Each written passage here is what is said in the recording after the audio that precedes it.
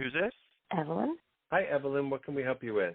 My sister-in-law thinks witchcraft has been done on her instead of thinking that it could be a medical problem. I honestly think it's a medical problem, but she has really bad migraines and weakness. For some reason, I think it might be fibromyalgia, but she thinks some jealous person did something bad to her, which I honestly don't believe. I don't think that's true.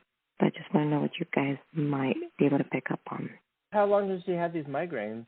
2 years, and she's been to the doctors, and they said there's nothing wrong with her. She thinks that somebody did a hex on her of some sort, but she doesn't know who it is. Yes. Usually somebody who's going to put a hex on you is going to let you know that it's coming from them. She's living with me, and I see how weak she is, and I'm like, go to the doctor. She's like, for what? They're going to tell me there's nothing wrong with me. I think that you need to address that somebody put a hex on her because the stress of it all could be causing it, which means the symptoms could be real, but she can be prolonging it because she's obsessing about it. So one thing that I would tell you to do is tell her to go to show 156, which we had in 2019, on May 29th, 2019. In that particular show, there are a couple people that are dealing with ghosts and dealing with shadows. We go into detail about some of the things that a person can do in order to protect themselves, to clear energies in a house, and we go into it in really good detail. So say, hey, listen to the Communicators Group, May 29th, 2019, episode 156, and do what they say to do in that episode.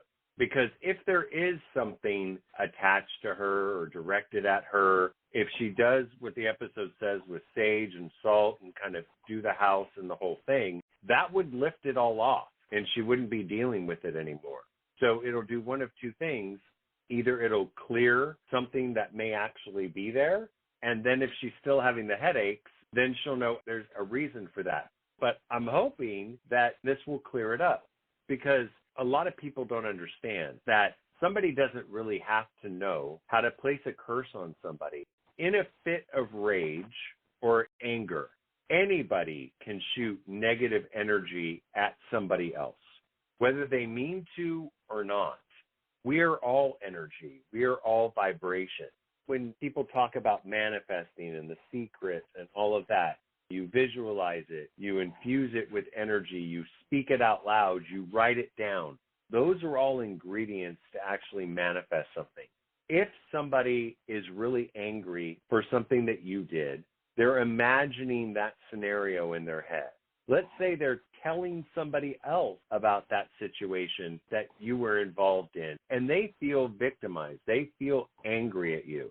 And as they're telling that story to that other person, they're speaking things out loud.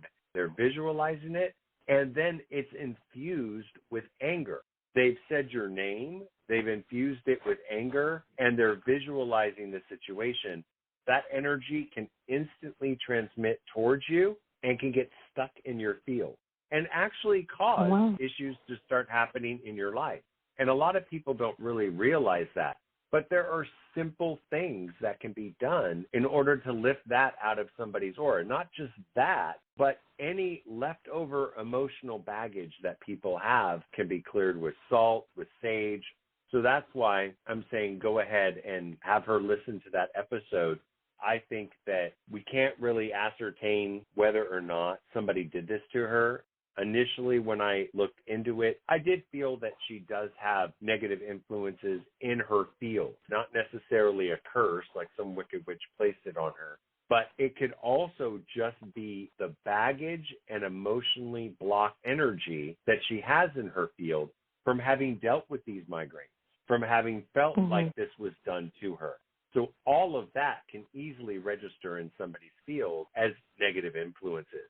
So that's why have her do what we're saying in that episode and have her also further explore getting the kosher salt that I talk about in that episode at the store and shower or bathe with it at least 3 or 4 times a week.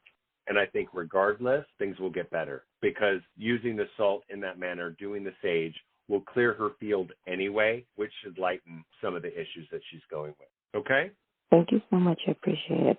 We'll put you back in the queue, listen to the rest of the show, and then give us a call back and let us know how that works out, all right? Definitely will do. Thank you.